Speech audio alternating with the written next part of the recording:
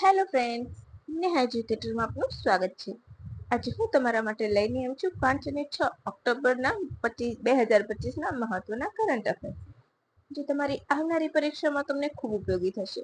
પછી એ વિધાન વાક્ય સ્વરૂપે પૂછાય કે વન લાઇનર, તો તમારું 1 માર્ક કન્ફર્મ. અને અહીંથી તમારો માટે હું ડેટા ક્યાંથી લાવું છું? તો પીઆઈબી. બરાબર, એટલે એકદમ ઓથેન્ટિક ડેટા. પીઆઈબી પ્લસ ક્યાંથી? તો ગુજરાત ગવર્મેન્ટની જેટલી પણ ઓફિશિયલ સાઇટ છે મંત્રાલયની, ટ્વિટર હેન્ડલ એકાઉન્ટ, એની ઉપરથી હું તમને ડેટા પ્રોવાઈડ કરીશ. એટલે તમારે ડેટા ખોટો હોય એ વિશે પણ તમારે માન્યતા ભૂલી જવાની કે બધો ડેટા ઓથેન્ટિક હશે. વિડીયોની પીડીએફ તમને નીચે ડિસ્ક્રિપ્શન બોક્સમાં ચોક્કસથી મળી જશે. સાથે સાથે હું તમને એ પણ કહી દઈશ કે હા, તમને બીજું શું મળશે? આની વિડીયો સાથે તમને વિડીયો સાથે મળશે તમને પીડીએફ ફ્રી મળશે. ગુજરાતના જિલ્લા વિશે પણ મેં તમને માહિતી આપી છે, તો તમે એ પણ જોઈ લેજો, જેથી કરીને તમારે વિડીયોમાં મજા આવી જાય જોવાની અને તમારું બધા વિષય તૈયાર થતા રહે. ચાલો હવે આપણે ફટાફટ આગળ વધી જઈશું. આપણો પ્રથમ પ્રશ્ન જોઈશું. સાઉદી અરબે કયા દેશ સાથે ડિફેન્સ એગ્રીમેન્ટ સાઇન કર્યા છે? અફઘાનિસ્તાન, ભારત, પાકિસ્તાન કે સિરિયા? તો અહીં આપણો જવાબ શું આવશે? આપણો જવાબ આવી જશે ઓપ્શન એ, અફઘાનિસ્તાન. બરાબર. એના ક્રાઉન પ્રિન્સ મોહમ્મદ બિન સાલમ અબ્દુલ અઝીઝ અલ સાઉદ અને પાકિસ્તાનના વડા શાહબાજ શરીફે રિયાધમાં સાઇન કર્યા છે. તો તમને સિમ્પલ પૂછી શકે કે રિયાધમાં સાઇન કર્યા છે, એનું નામ શું છે? તો સ્ટ્રેટેજિક મ્યુચ્યુઅલ ડિફેન્સ એગ્રીમેન્ટ. કેમ એમ કહેવાય છે? તો કે એક દેશ ઉપર હુમલો બીજા દેશ ઉપર હુમલો માનવામાં આવશે. હવે આ ટાઈપનું વાક્ય આપણે કઈ સંસ્થામાં જોઈએ છે? ઇન્ટરનેશનલ ઓર્ગેનાઇઝેશન નાટોમાં પણ એવું હશે, નાટો કન્ટ્રીઝમાં, રાઈટ? તો તમારે યાદ રાખી લેવાનું છે. હવે એક અગત્યનું પ્રશ્ન, અરબી સમુદ્રમાં આવી રહેલા સાયક્લોન શક્તિનું નામ કયા દેશે આપ્યું છે? Option A Bharat, option B Thailand, option C Pakistan, option D Sri Lanka. હવે આ પ્રશ્નમાં તમારે મારું એક કામ કરવાનું છે. નીચે બાકી રહેલા દેશોના નામ તમારે મને કમેન્ટ કરવાના છે. ચાલો, કોણે નામ રાખ્યું છે? ઓપરેશન અરે સારું, ઓપરેશન યાદ આવી ગયું. Cyclone Shakti, sorry by mistake, cyclone Shakti નામ કોણે આપ્યું છે? ભારત, થાઈલેન્ડ, પાકિસ્તાન કે શ્રીલંકા?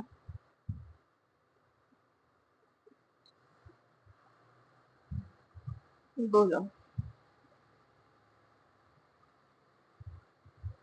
તો અહીં આપણો જવાબ આવશે ઓપ્શન ડી, શ્રીલંકાએ આપ્યું છે. કોણે? શ્રીલંકા.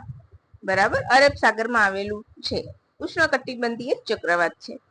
IMD દ્વારા તેને અતિ ગંભીર ચક્રવાતની શ્રેણીમાં મૂકવામાં આવ્યું છે. Indian metrology department, right? પછી WMO અને ESCAP પેનલ દ્વારા નામકરણ નક્કી કરવામાં આવે છે. એમાં 13 દેશોનો સમાવેશ થાય છે. બરાબર છે. અને 13 દેશો આપણા અરબ સાગર પર કે બંગાળની ખાડીમાં જે ઉષ્ણકટિબંધીય ચક્રવાત હોય, ઇન શોર્ટ, એનું નામકરણ તેઓ કરે છે. બરાબર છે? તો યાદ રાખી લેજો. કયા કયા દેશોનો સમાવેશ થાય છે બતાવો મને. તો એમાં આવશે ભારત આવશે, શ્રીલંકા આવશે, પાકિસ્તાન આવશે, ઓમાન આવશે, મ્યાનમાર આવશે, માલદીવ આવશે, કતાર આવશે, સાઉદી અરેબિયા આવશે, યમન આવશે, ઈરાન આવશે, થાઈલેન્ડ આવશે. બાકીના દેશ તમારે મને કહેવાના છે, તે ન થયા હોય તો. બરાબર. હવે 13 દેશો દ્વારા 169 એટલે કે 169 નામો નક્કી કરવામાં આવ્યા છે. અને આ નામ કેવી રીતે? ચલો, નામ આપ્યું, પણ નામ પછી કેવી રીતે આપે છે? તો દેશના આલ્ફાબેટિકલ ઓર્ડર મુજબ નામ આપવામાં આવે છે. કે અત્યારે શ્રીલંકાનો નંબર છે, તો એના પછી જે દેશનો નંબર આવતો હશે આલ્ફાબેટિકલ ઓર્ડર પ્રમાણે, તો એનું નામકરણ કરશે.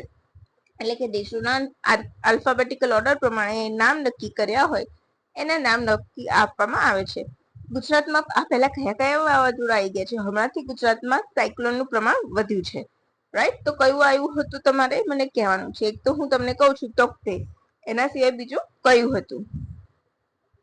ચક્રવાત. તો ચક્રવાત ક્યારે આવે છે? તો કોરિયોલિસ બળની હાજરી જરૂરી છે. સમુદ્રની ગરમ અને ભેજવાળી હવા એ પણ જરૂરી છે. અને 27 ડિગ્રીથી વધુ તાપમાન, આ 3 પોસિબિલિટી હોય ત્યારે ચક્રવાત બને છે. હવે તમારો MCQ ક્યાંથી બને વિધાન વાળો? તો અહીંથી તમને સીધું પૂછે કે ચક્રવાત બનાવવા માટે નીચેના કયા પરિબળોની હાજરી જરૂરી છે? અને પછી તમને 1, 2, 3 માં આપી દે.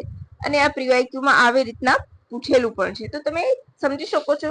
મેં તમને મસ્ત પોઈન્ટ બનાવીને આપી દીધા છે, અને અમે હમણાં 2 દિવસ પહેલા પણ જસ્ટ કરાવ્યું હતું. અત્યારે રિપીટ કરાવ્યું કેમ, તો તમે અત્યારે ફરીથી સાંભળશો તો તમને ફરીથી યાદ રહી જાય એટલા માટે. વિષુવવૃત્ત ઉપર ચક્રવાતો આવતા નથી, કેમ, તો ચક્રવાતની માટે હાજર જરૂરી કોરિયોલિસિસ બળની હાજરી વિષુવવૃત્ત પર હોતી નથી એટલે. હવે નેક્સ્ટ ક્વેશ્ચન. અમિત શાહે દેશના સૌથી મોટા ડેરી યુનિટનું ઉદ્ઘાટન ક્યાં કર્યું? Option A Anand, option B Haryana, option C Punjab, option D Banaskantha.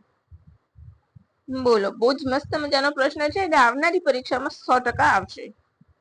ચાલો, ઓપ્શન બી હરિયાણા બરાબર છે. કેન્દ્રીય ગૃહ અને સહકારિતા મંત્રી અમિત શાહે હરિયાણાના રોહતકમાં સાબર ડેરીનું પ્લાન્ટનું ઉદ્ઘાટન કર્યું. દૂધ ઉત્પાદકોના કલ્યાણ માટે સાબર ડેરી દ્વારા દેશના સૌથી મોટો દહીં, છાશ અને યોગર્ટ ઉત્પાદન નો પ્લાન્ટ છે. કેટલા કરોડના ખર્ચે? તો 350 કરોડના ખર્ચે ડેવલપ થયો છે. બરાબર. એ ફક્ત હરિયાણા માટે જ નહીં, પરંતુ દિલ્હીનું પણ ડેરીની જરૂરિયાત પૂરી કરે એટલો મોટો છે. એમણે એમ કહ્યું છે કે મોદી સરકારના સમયમાં 3 સહકારી મંડળીઓની સ્થાપના થઈ છે. કઈ? તો પશુ આહારના ઉત્પાદન માટે, ગાયના છાણના સંચાલન માટે અને ગોળાકાર તંત્રમાં પશુ અવશેષોના ઉપયોગ માટે. હવે વિવિધ રેવોલ્યુશનમાંથી ગોલ્ડ રેવોલ્યુશનનું છે, તો તમારે મને કહેવાનું છે ગોલ્ડ રેવોલ્યુશન કોના શેની માટે છે. હવે હા, રેવોલ્યુશન તો તમારે જો બધી રેવોલ્યુશન જોડકા સ્વરૂપે પૂછાઈ શકે પરીક્ષામાં, યાદ રાખવી હોય તો મેં એક સ્ટેટિક જીકેમાં મૂકેલો છે વિડીયો, તો તમે તે જોઈ શકો છો. બરાબર. હવે આગળનો પ્રશ્ન. તાજેતરમાં રક્ષા શક્તિ યુનિવર્સિટીએ કયો સ્થાપના દિવસ ઉજવ્યો? ઓપ્શન એ 10મો, ઓપ્શન બી 6ઠ્ઠો, ઓપ્શન સી 5મો, ઓપ્શન ડી 1લો. બોલો.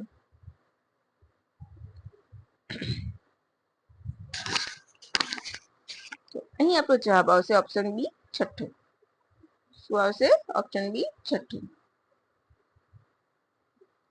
ભારત સરકારના ગૃહ મંત્રાલય હેઠળની રાષ્ટ્રીય મહત્વની સંસ્થા છે. બરાબર.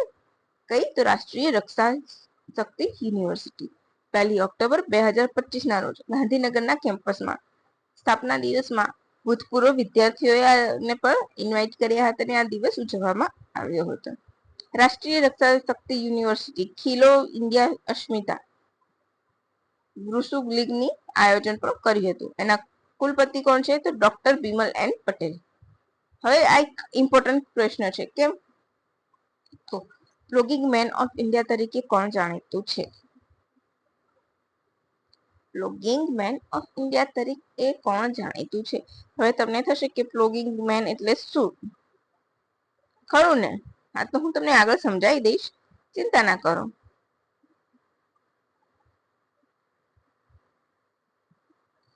એ Ripudaman Bewley, option B Rajendra સિંહ, ઓપ્શન સી જાદવ પેગોમ, અનિલ કે ડી અનિલ અગ્રવાલ.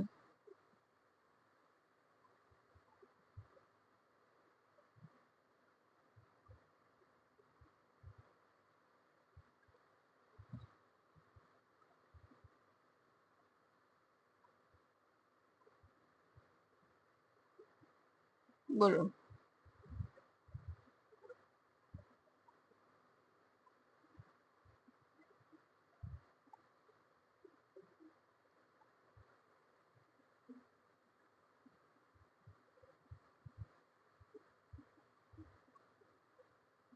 બોલો બોલો.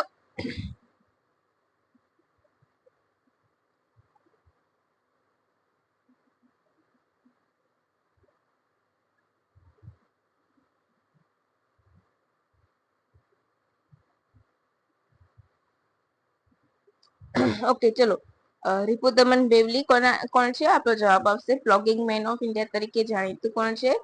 તો રિપુદમન બેવલી. હવે મેં અહીંયા આ નામ મૂક્યા છે.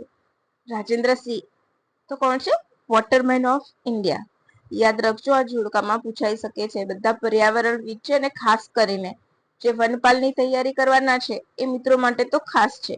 કેમ? તો આ સંપૂર્ણપણે પર્યાવરણને લગતું જ કહી શકો તમે. તો એને લગતું આ તમારા જોડકાના ફોર્મમાં પૂછાઈ શકે. Ripudaman Bevli, the plogging man of India.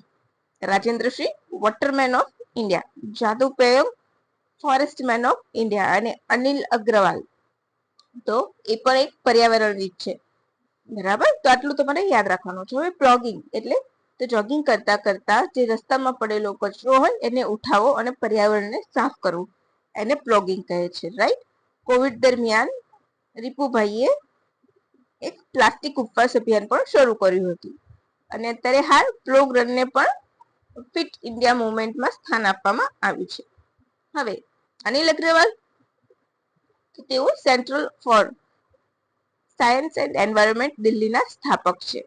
વાઘ અને માનવ વચ્ચેના સંઘર્ષ વચ્ચે, વાઘ અને હાથી વચ્ચે થતા સંઘર્ષ વિશે, એટલે પ્રાણીઓ વચ્ચે સંઘર્ષ જે થાય છે એના વિશે અમે રિપોર્ટ તૈયાર કર્યો છે. અનિલ અગ્રવાલ. હવે ફોરેસ્ટ મેન તમને યાદ રહી ગયું, વોટરમેન આવી ગયું, tiger man, father of tiger તો તમને પૂછેલું છે, તમને યાદ હશે, વાલ્મીકી થાપર. રાઈટ. એટલું તમારે આટલી ઇમ્પોર્ટન્ટ વસ્તુ યાદ રાખવાની છે.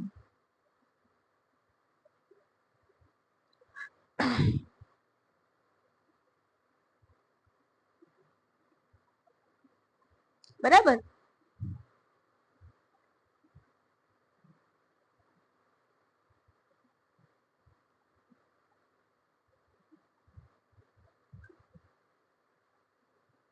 હવે આપણે આગળ વધીશું.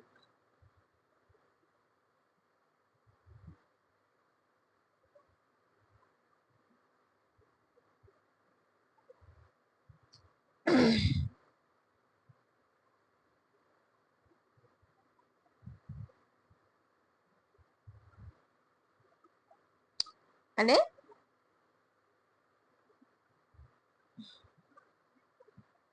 એક જ મિનિટ.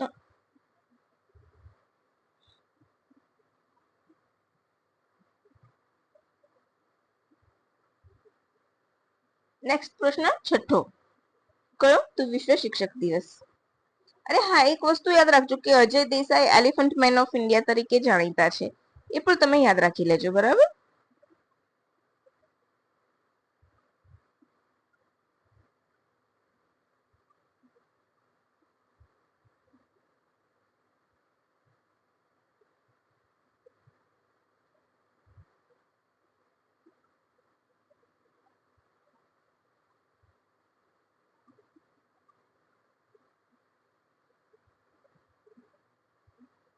અને મોસ્ટ ઇમ્પોર્ટન્ટ કોને જાણીતા છે? તો ડોક્ટર કૌશલ શર્મા.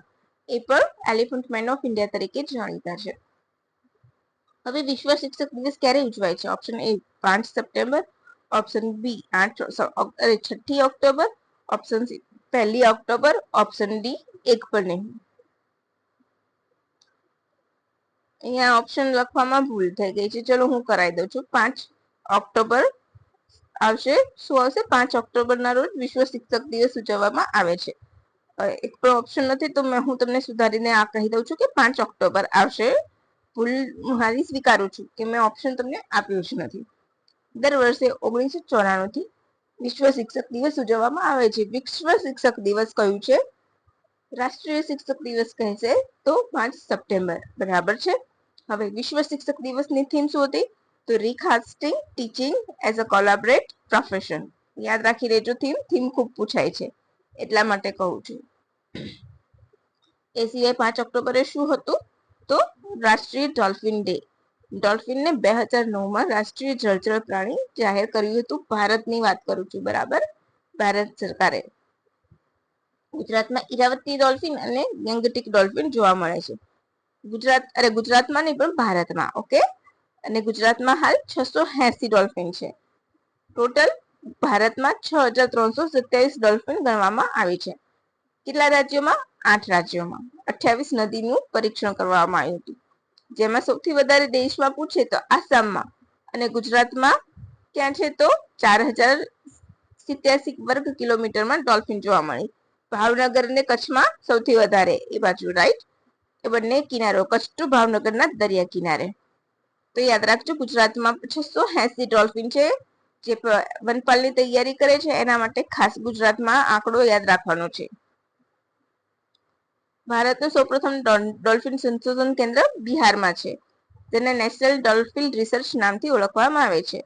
તેમજ ડોલ્ફિન નામ અભયારણ્ય બનાવવામાં આવ્યું છે, જેને શું કહે છે? વિક્રમશિલા ડોલ્ફિન અભયારણ્ય પણ નામ કહેવા તરીકે જાણીતું છે. કયું? વિક્રમશિલા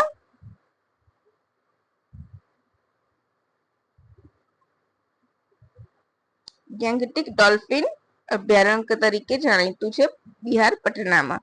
યાદ રાખજો. હવે કયું? તો આ ભાગલપુરમાં છે, અને પહેલું મેં કરાવ્યું ક્યાં છે? Dolphin research Patna, Bihar. યાદ રાખજો. ડોલ્ફિનને સ્થાનિક ભાષામાં સુસુ પણ કહે છે. બરાબર. આસામમાં પ્રથમ વખત ગેંગટીક ડોલ્ફિનનું ટેગિંગ કરવામાં આવ્યું હતું. આટલો ડેટા તમારે ઇનફ છે.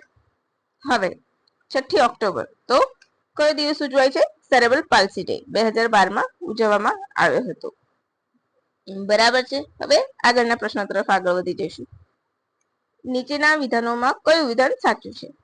પરખ સર્વેક્ષણોમાં ધોરણ 6, 9, 3, 6 અને 9ના વિદ્યાર્થીઓનો સમાવેશ કરવામાં આવ્યો હતો. તાજેતરમાં ગુજરાતનો તેમાં એક પણ જિલ્લાનો સમાવેશ ટોપ 50માં થયો નથી. વિધાન એ સાચું છે? વિધાન એ અને બી સાચા છે? બોલો. તો અહીં આપણો જવાબ આવશે વિધાન એ અને બી બંને સાચા છે. Performance assessment review and assessment 2 વખત લઈ ગયું. And analysis of knowledge for holistic development પરખનું પૂરું નામ છે. આપણા ગુજરાતનો એક પણ જિલ્લો તેમાં સમાવેશ થયો નથી. ઇનફેક્ટ લો પરફોર્મિંગ કેટેગરીમાં ગુજરાતના ટોપ 10માં છે. એટલે આપણે તમે સમજી શકો છો કે ગુજરાતમાં શિક્ષણનું સ્તર ખૂબ જ નબળું છે. બહુ જ ખરાબ સ્થિતિ છે શિક્ષણની. હવે કરોડો રૂપિયા ખર્ચવામાં આવે છે બજેટ પાછળ શિક્ષણમાં, તો પૈસા જાય છે ક્યાં? એક સવાલ ઉભો થઈ ગયો છે. ખરું ને? એટલા માટે કહું છું, પ્રાથમિક સુવિધાઓ આપવા માટે ગુજરાતની સ્કૂલોનો નંબર આવ્યો છે, પરંતુ પ્રાથમિક શિક્ષણમાં શિક્ષણનો પણ સમાવેશ કરી શકીએ છીએ આપણે. તો જે પાયાનું શિક્ષણ બાળકોમાં ના હોય, શિક્ષણનું સ્તર નીચું હોય, તે બાળક ક્યારે આગળ ન આવે. તો એ ખરેખર ગુજરાત માટે પ્રશ્નાર્થ ચિહ્ન છે. ગુજરાતની શિક્ષા પાછળ કરોડો રૂપિયાનો ખર્ચ કરવામાં આવે છે. એ ખર્ચ ક્યાં ગયો? એક પ્રશ્નાર્થ બનીને ઉભો રહ્યો છે. રાઈટ? તો ચલો, અને આ તમારે પરખનું પૂરું નામ, ગુજરાતનું કેટલા જિલ્લા છે અને ગુજરાતની સ્થિતિ શું છે, આ 3 વસ્તુ યાદ રાખવાની છે. બોર્ડર રોડ ઓર્ગેનાઇઝેશન દ્વારા હાલમાં જ કઈ જગ્યાએ સૌથી ઊંચો મોટર બેલ રોડ બનાવવામાં આવે છે?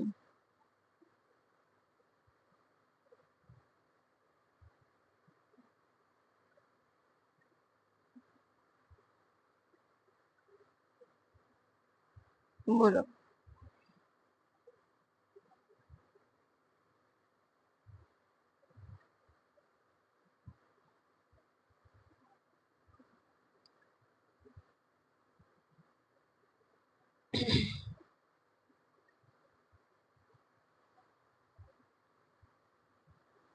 ચાલો, ઓપ્શન એ મિંગલા પાસ, ઓપ્શન બી મિંગલા પાસ, ઓપ્શન સી એક પણ નહીં, ઓપ્શન ડી ઉપરના બંને. આ ખોટું લખાઈ ગયું છે.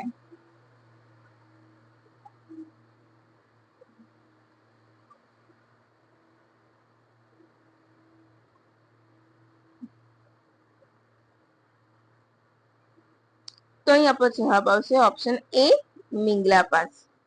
બરાબર. શું આવશે? ઓપ્શન એ મિંગલા પાસ.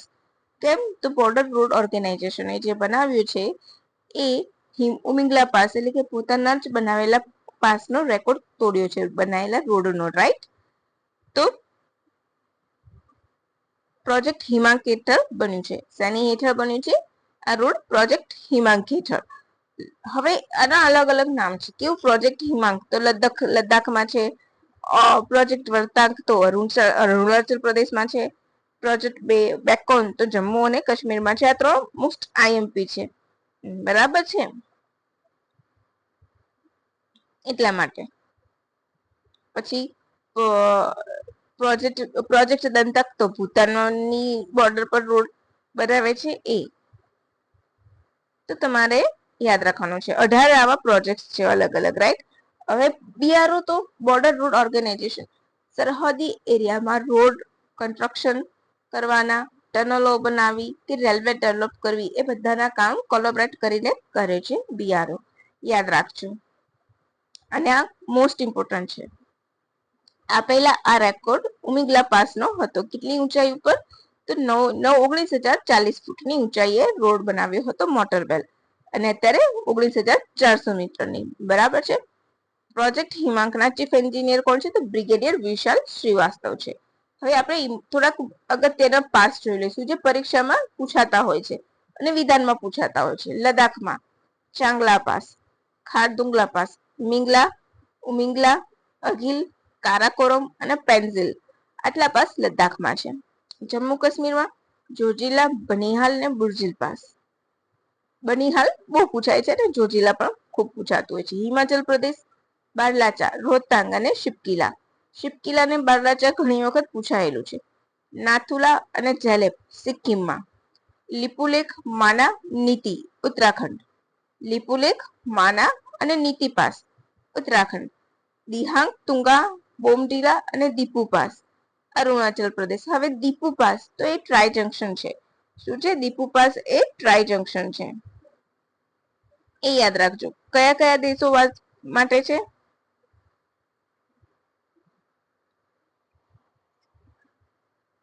તો ભારત, મ્યાનમાર અને ચાઇનાની સરહદો ત્યાં મળે છે એટલા માટે યાદ રાખજો.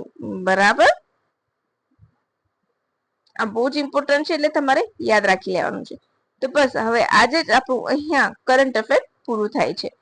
અને તમારો વિડીયો ગમ્યો હોય તો ફટાફટ એક લાઈક નું બટન દબાવવાનું ભૂલતા નહીં. ખરું ને? કારણ કે તમારી લાઈક પણ મને ઇન્સ્પિરેશન આપે છે. તો ચલો ફ્રેન્ડ્સ, હવે રજા લઈશું. By friends, have a good day. Thank you for watching my video.